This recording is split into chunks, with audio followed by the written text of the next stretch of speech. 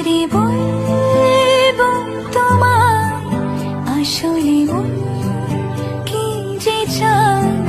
কেন সে পালিয়ে বেড়ায় তোমার থেকে,